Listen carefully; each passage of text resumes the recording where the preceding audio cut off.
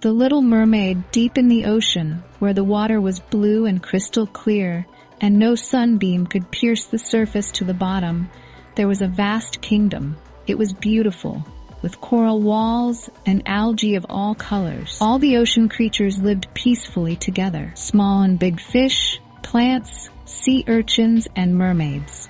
The Mer King had 5 daughters. His mother helped him rule the kingdom and raise the girls, because his wife had died many years before. Everyone in the kingdom followed the rules, and that's why they all lived well. One of the rules stated that no mermaid could go near the water's surface until she turned 15 years old. Until then, she had to stay in the kingdom to be safe. The king's eldest daughter was about to turn 15.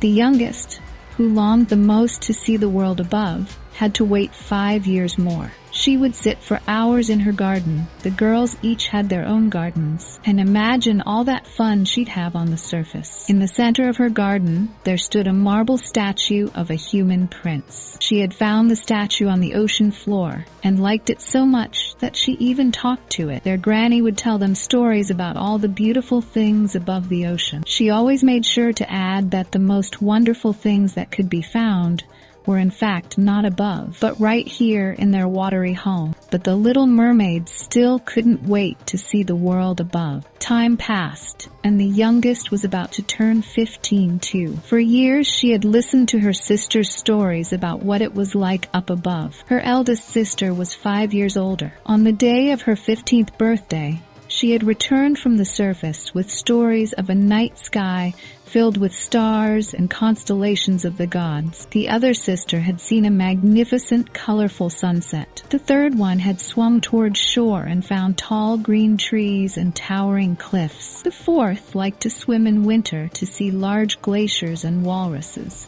While all the other sisters had started to get bored of that other world, the youngest hadn't even tried it yet. Humans were something she wanted to see the most, and above all to see them walking. As she was wiping tiny algae off her marble statue, she would examine the prince's legs and wonder what it must feel like to have a pair of them. On the day of the Little Mermaid's first journey to the surface, her grandmother gave her a big hug, put a wreath of flowers on her head for the special occasion, and decorated her tail with exquisite pearls. "Oh, you've grown up so fast, my little girl," said her father. She just smiled back at him as it felt to her as though it had taken ages for that day to come. "Look how beautiful you are," her grandma said, putting the last pearl on her tail. The Little Mermaid was all excited. She swam as fast as she could, her pearls clicking against each other as she swiftly approached the surface. She broke through and looked around in amazement for a whole minute before joy swept over her,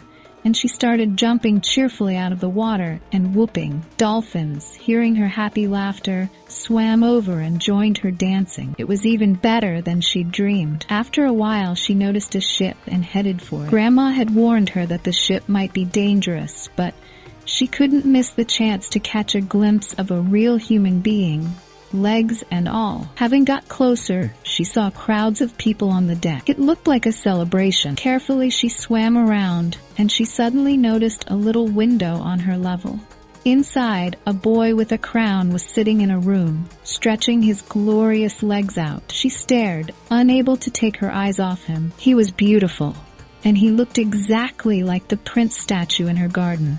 The Little Mermaid stayed, watching the party unfold. The good spirit was in the air, but at midnight, under a dark sky, they shot off fireworks. The Little Mermaid ducked under the water to hide as she'd never seen anything like that before. When she peeked back up, she saw the most beautiful colors and patterns, like the humans were creating their very own constellations. Then suddenly, the sky clouded over and a bolt of lightning struck. A storm was starting. At once, waves crashed against the ship, which was barely standing in the strong wind. Another strike of lightning broke the main mast in two. Water splashed over the deck, and the raging sea split the ship in half. The ship was a wreck, and the people were scattered all around in the dark, churning water. The Little Mermaid was terrified, but still wanted to save the prince. Without a thought, she swam through the wreckage, and when she found him, she took him in her arms and carried all the way to the shore. She put her head to his chest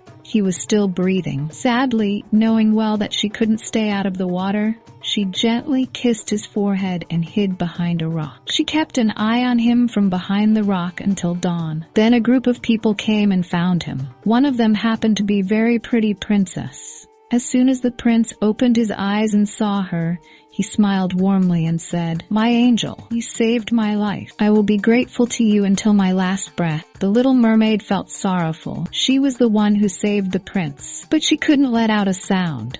She just sat there and sobbed quietly. The prince's smile belonged to her, and she knew it. When the group and the prince disappeared from the rocky shore, the little mermaid swam back to her kingdom. When she returned disappointed, she went straight to the garden and sat quietly by the statue. Upon her return, her curious sisters immediately began peppering her with questions. "What did you see, little sister? Did you like it out there?" And then, noticing her face, "Why are you so sad?" At first, she didn't want to reveal to her sisters the truth, but the little mermaid trusted them. They were very caring, and it was a relief to tell them about the prince. The eldest knew where to find him. The prince had a vast kingdom next to the ocean. Suddenly, the little mermaid had hope. The next day, she went to have a look at the prince.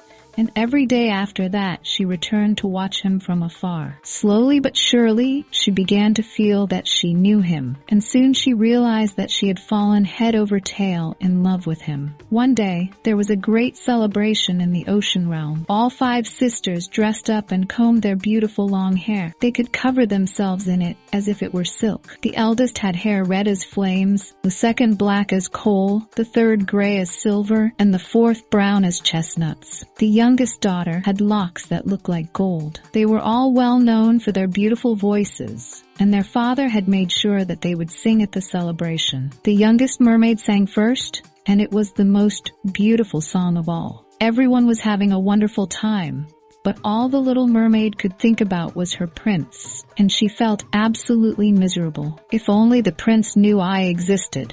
She thought, I would give anything to spend even one day by his side. Suddenly it occurred to her. She remembered there was an old sea witch who lived deep in the dark gorge. It was full of black mud and sea snakes that lurked in the shadows, waiting for anyone daring to swim by. But the little mermaid knew the witch was the only one that could help her. And so she snuck away from the celebration and swam into the deep, dark ocean until she reached the witch's caves. It wasn't easy to get to the witch, and there were lots of obstacles on the way.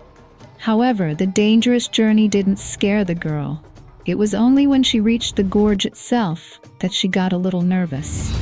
"Please, I want to become a human," she said in a trembling voice. "Can you help me?" "I know why you are here, dearest," the witch replied. "You want a prince to fall in love with you and marry you. Then you can have an immortal soul that will exist even after you die." The little mermaid hadn't known that humans had everlasting souls, unlike her kind. Mermaids lived long, for 300 years. But when they died, they changed into sea foam and vanished without a trace. She just wanted the prince to love her, but an immortal soul sounded kind of nice too, the witch said, looking at the mermaid. "It's possible, of course, but there's a catch. Well, once your tail turns into 2 poles called legs, every time you step on the ground, it's going to feel like 100 needles are poking into your feet. And that's not all. If the prince marries another woman, their first morning together will be your last, and your life will end. And lastly, once you become a human, there's no way back. You won't ever be able to return to the ocean. Do you still want it?" The little mermaid didn't hesitate. "Yes, I'm ready to do anything for him." "Well, all right then. Oh, I should mention that it's going to cost you a little something. You just have to give me your voice." "My voice?" The mermaid didn't believe her. "But how then would I talk to the prince and tell him I love him?" "Well, you'll have to charm him in some other way. I'm afraid this is non-negotiable, dear. No voice, no legs." The little mermaid felt as though she already couldn't speak. She nodded, then looked up at the witch and said firmly, "All right, I'm ready." The witch began to cook a magical elixir that bubbled ominously. Once it was ready, she bottled it up and gave it to the girl with instructions. The underwater kingdom was still and quiet when she returned. Everybody was asleep. Quietly, she kissed her dad, grandma, and sisters goodbye, and then she swam up to the surface near the prince's castle. When she got to the shore, she climbed out onto the sand, drank the elixir, and fell asleep. When she woke up, she wasn't a mermaid anymore. She felt a hand on her arm, and when she opened her eyes, she saw the prince leaning over her, a worried look on his face. "Don't be afraid," he said. "I found you lying here on the beach. I just want to help you." She wanted to assure him she wasn't afraid, that she was the one who had saved him, but no sound came out. She had no voice. The prince took her to his castle and had a beautiful dress made for her. She was a lovely girl now, but every step she took hurt like 1,000 needles were being driven into her feet. When she looked at the prince, though, all her pain and worries melted away. As time passed, the little mermaid and the prince became wonderful friends. The pain in her legs was more bearable now, and it reminded her how much she missed her family. Still, she never regretted losing her voice, nor exchanging her previous life for the one she had now. Every day here was exciting. The prince showed her places, took her to feasts and celebrations, horseback riding and sailing. Over time, as her feelings for him grew stronger, she tried over and over again to make him recognize her as the girl who had saved him, but he never did. And then, one summer night, as they were watching stars together, he told her a secret. "On the night I turned 18, he said, my ship got caught in a huge storm and almost everyone on board perished. I washed up on shore, but all I remember is that a beautiful princess saved me. She was there when I woke up, and I fell in love with her the moment I saw her. Ever since I have cherished hope of meeting her again to ask her to marry me, but fate has never let me. So I've decided to act. Please, would you come and search for her with me? We will travel to all the kingdoms I know. I have to find her. Except for her, you are the closest to my heart, and I need you by my side on this journey." The little mermaid didn't know what to do.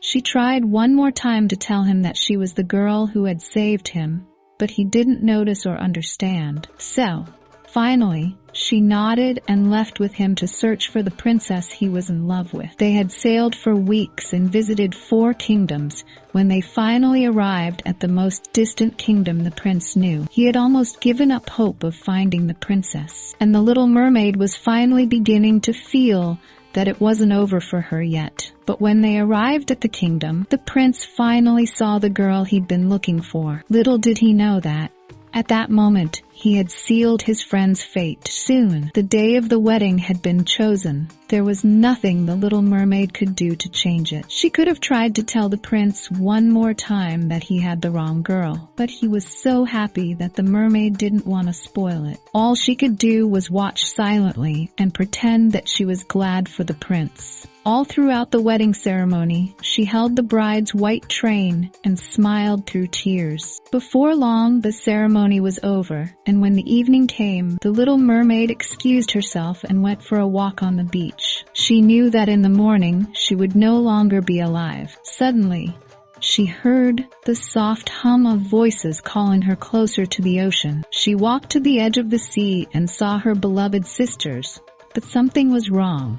All their beautiful hair was cut short. The witch told us everything, they said. She says you have given up everything for the prince and that you'll soon die because he married someone else. We made a deal though, and we gave her our hair in exchange for this magic dagger. All you have to do is stab the prince in the heart with it, and then your tail will grow back and you can stay alive. It's either your life or his. Please, little sister, do it. They held out the dagger and hummed, "Do it, do it, please do it." That night, the little mermaid snuck into the prince's chamber, where he was peacefully sleeping beside his new wife. She took a few steps to the bed and raised the dagger above his chest. She stood there for what felt like minutes, but she couldn't bring herself to do it. She had saved him once, and she would save him again. She loved him too much, and so she gently kissed his cheek and crept out. The little mermaid stayed on the beach with her sisters that night, and as soon as the chirping birds announced the new day and the sun began to peek out, the little mermaid began dissolving into sea foam. Her sisters wept as she started to melt, but suddenly her human soul rose out of her body. It looked like a ray of sunshine, and her sisters watched as it soared up to the sky and joined the clouds. When a human dies, you see, their soul becomes one with the wind, and they live forever. But when a mermaid with a human soul dies, she turns into a nymph. The little ray of light grew wings, and suddenly the Little Mermaid had her voice back. To anyone alive, wind nymphs only look like sun rays. When the wind blows, you can smell their pleasant scent or hear their soft whispers. The little nymph was so happy that she had her voice back that she danced in the clouds and sang a beautiful song. Then she flew down to her sisters and bathed them in light and whispered, "Don't be sad, sisters. I'll be here forever. I'm happy now, and I love you." The prince never understood what had happened to his friend. But as we know, he was never that bright to begin with. He had a feeling she was happy though, and every now and then the light would glint in his eyes, and for just a second he would think he'd seen her. And so the Little Mermaid became a nymph and sang songs with the birds and danced in the clouds forever.